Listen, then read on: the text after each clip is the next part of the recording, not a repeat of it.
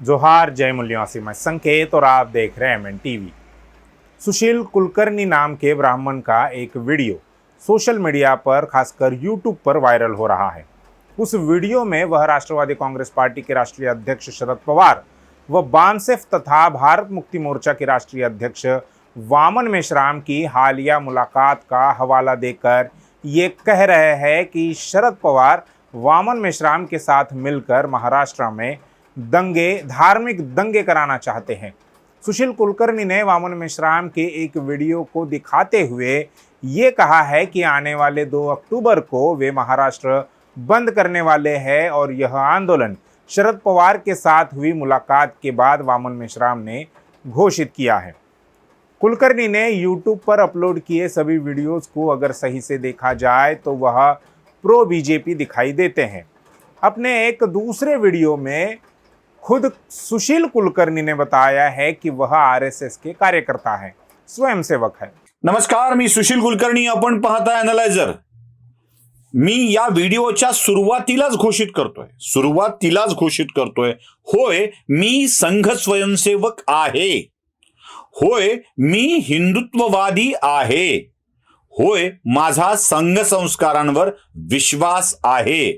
होय, संघ संस्कारात वाढलेल्या लोकांच्या वरती माझा विश्वास आहे।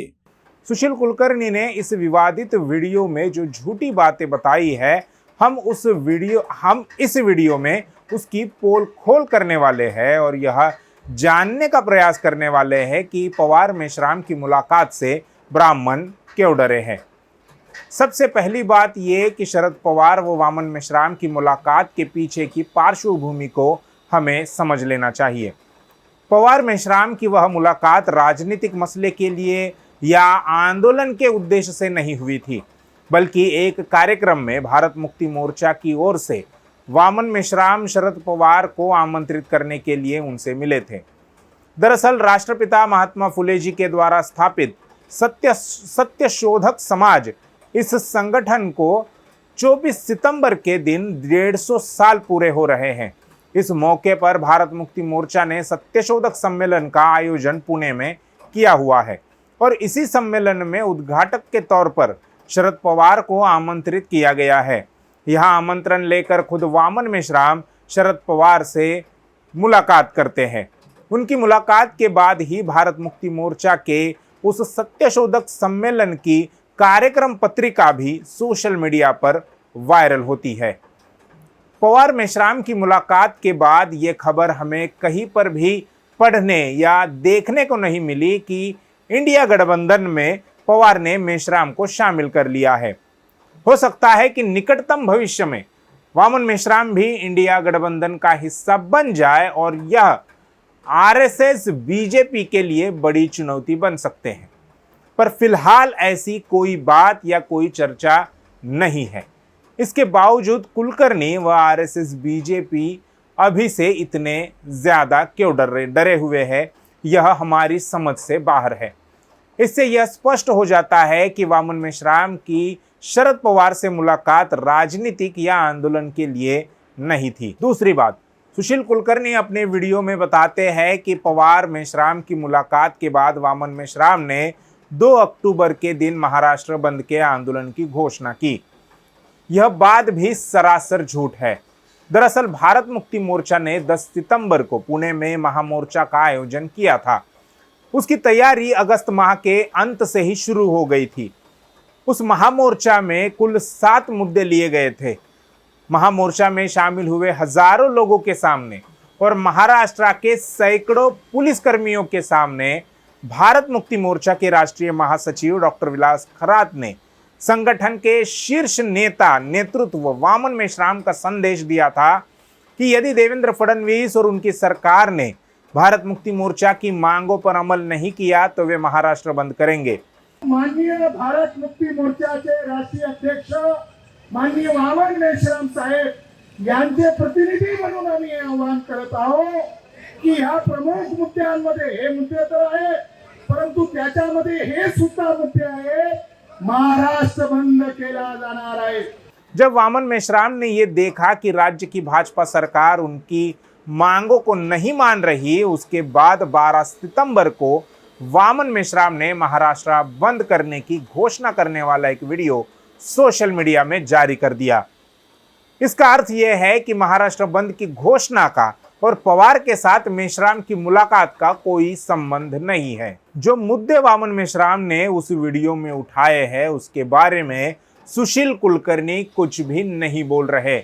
यदि वह उन मुद्दों को यदि ये मुद्दे गलत है तो सुशील कुलकर्णी ने उन्हें गलत साबित कर देना चाहिए था। मसलन वामन मेश्राम ने कहा कि राज्य सरकार ने 62,000 सरकारी स्कूलों का निजीकरण करने का जो फैसला किया है वह जन विरोधी है, संविधान विरोधी है और उसके विरोध में महाराष्ट्र बंद किया जा रहा है। क्या सुशील कुलकर्णी इस जन विरोधी फैसले को सही मानते हैं? क्या राज्य की जनता को इसके विरोध में आवाज उठाने का और आंदोलन करने का अधिकार नहीं है? इसका अर्थ यह है कि सुशील कुलकर्णी भाजपा सरकार द्वारा लिए गए जन विरोधी, संविधान विरोधी निर्णयों को सही मान रहे हैं। उसी तरह बहुजन महापुरुषों के विरोध में बयानबाजी करने वाले, उनका अपमान करने वाले मनोहर कुलकर्णी अर्थात संभाजी भिड़े को राज्य की पुलिस बचाने का काम कर रही है। इसके विरोध में भी महाराष्ट्र बंद का आंदोलन भारत मुक्ति मोर्चा की ओर से पुकारा गया है। ये भी एक मुद्दा उसमें शामिल है। सुशील कुलकर्णी मनोहर कुलकर्णी का और उसके बहुजन विरोधी बयानों का समर्थन कर रहे हैं। तीसरी महत्वपूर्ण बात यह कि सुशील कुलकर्णी मार्च महीने से राज्य में हुई जातीय व धार्मिक हिंसाओं का जिक्र करते हुए शरद पवार व वामन मेश्राम को इसके लिए जिम्मेदार मान रहे हैं।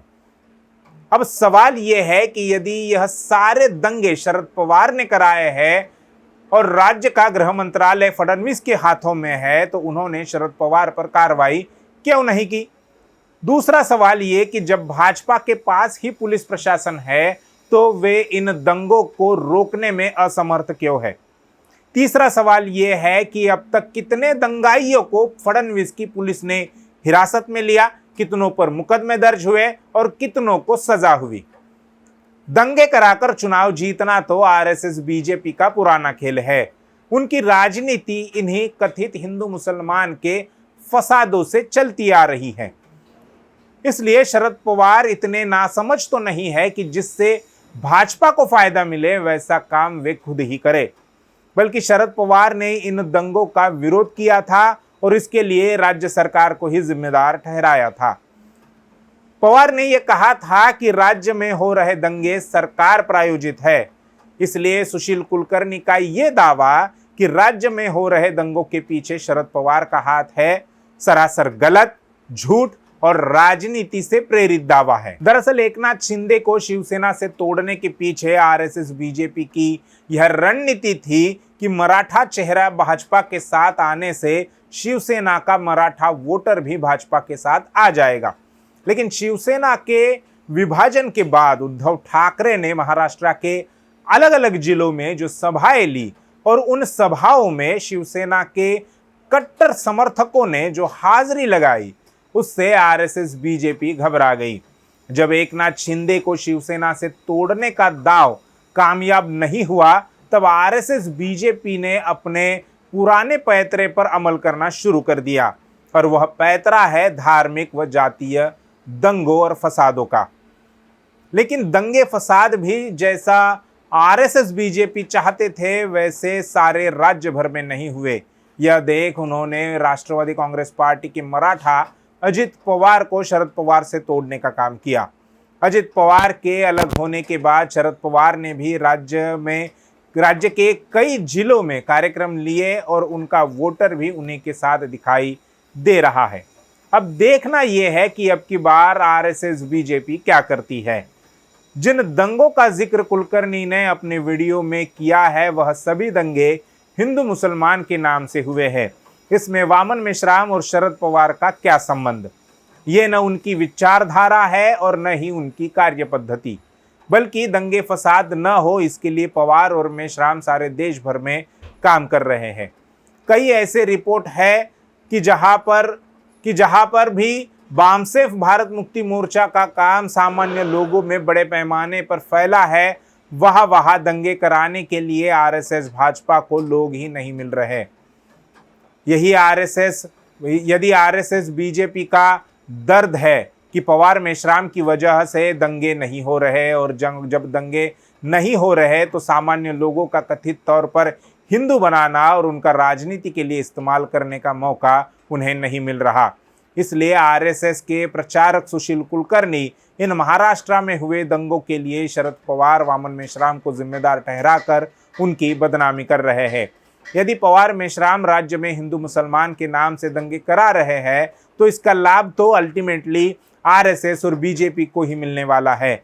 इसके लिए तो उन्हें खुशी मनानी चाहिए और पवार और मेश्राम के आभार मानने चाहिए, लेकिन वे इस बात से भलीभांति अवगत है कि दोनों की वजह से उनकी हिंदू मुसलमान की थ्योरी विफल हो रही है। चौथी बात सुशील कुलकर्णी ने कही कि 1 जनवरी 2018 को एल्गार परिषद की वजह से भीमा कोरेगांव में दंगे हुए थे। यह मुद्दा भीमा कोरेगांव दंगों के लिए बनाए गए जांच आयोग के सामने भी आया है। पुलिस जोर देकर इस बात को कह रही है पर साबित नहीं कर पा रही, क्योंकि एल्गार परिषद का और भीमा कोरेगांव के दंगों का कहीं कोई संबंध नहीं है। यह बात दंगों के तत्कालीन जांच अधिकारी गणेश मोरे ने जांच आयोग के सामने दिए हुए उनके हलफनामे में भी स्पष्ट रूप से सामने आई है। बावजूद इसके सरकार व उनकी पुलिस अपनी एक अलग ही थ्योरी लेकर चल रहे हैं जिसका कोई बेस नहीं है। ऐसा करके वह न केवल जांच आयोग को गुमराह कर रहे हैं बल्कि महाराष्ट्र के लगभग 13 करोड़ लोगों को भी गुमराह करने का प्रयास कर रहे हैं। इसके उलट जांच आयोग के सामने ऐसी बातें व सबूत आए हैं कि 1 जनवरी के दंगों के लिए मनोहर कुलकर्णी, मिलिंद एकबोटे और राज्य की पुलिस ही जिम्मेदार है। रही बात वामन मेश्राम की, तो उनके कार्यक्रम सारे देश भर में होते हैं और अभी तक ऐसी कोई घटना, एक भी घटना नहीं हुई है कि उनकी भाषण की वजह से कहीं पर हिंसा या कहीं पथराव हुआ हो। सुशील कुलकर्णी ने वामन मेश्राम पर यह आरोप लगाया है कि वे बहुत ज़्यादा उग्र बोलते हैं। यदि वे बहुत ज़्यादा उग्र बोलते हैं तो उन पर कहीं पर भी कोई एक एफआईआर क्यों नहीं है? इसका जवाब यही है कि जब सच ही अपने आप में इतना उग्र हो तो वामन मेश्राम भी क्या ही कर सकते हैं। वे तो बेबाक होकर सच बोलने वालों में से है, या यूं कहे कि सच बोलने वाले वे अकेले ही है। इसी साल मई महीने में एक गंभीर मामला सामने आया था। डीआरडीओ के साइंटिस्ट प्रदीप कुरुलकर ने देश के सुरक्षा विभाग की खुफिया जानकारी पाकिस्तान की एक एजेंट को देने का काम किया था। इसे हनी ट्रैप कहते हैं। यह जो देश विरोधी काम कुरुलकर ने किया है, इसके बारे में सुशील कुलकर्णी ने प्रदीप कुरुलकर को संघ परिवार से अलग करने का काम किया है। इसके 2 कारण हो सकते हैं। पहला ये कि कुरुलकर जाति से ब्राह्मण है और दूसरा कारण ये कि वह आरएसएस का कट्टर कार्यकर्ता है, स्वयंसेवक है। सुशील कुलकर्णी ने केवल एक वीडियो में कुरुलकर के बारे में बात की है। उसमें भी कुरुलकर को संघ परिवार से अलग रखने का ही प्रयास किया है, या वह वीडियो ही इसलिए बनाया गया ताकि कुरुलकर को संघ परिवार से अलग किया जाए। कुरुलकर जैसे न जाने कितने संघ परिवार के कार्यकर्ता होंगे जिन्होंने इस प्रकार की गद्दारी देश के साथ की होगी, यह तो संघ परिवार ही जानता होगा।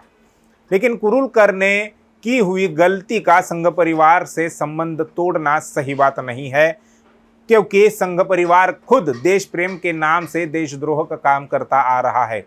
फिर चाहे वह देश को कथित हिंदू मुसलमान के नाम से बांटने का काम हो, दंगे कराने का हो, या देश में बम धमाके करने का काम हो, हर बार जब संघ परिवार के लोग देशद्रोही कामों में पकड़े जाते हैं तब संघ अपने हाथ खड़े कर लेता है और अपना पल्ला झाड़कर अपनी छवि को खराब होने से बचाता रहता है। लेकिन जब तक उनके लोग पकड़े नहीं जाते तब तक संघ ही सारे देश विरोधी काम उनसे करवाता है।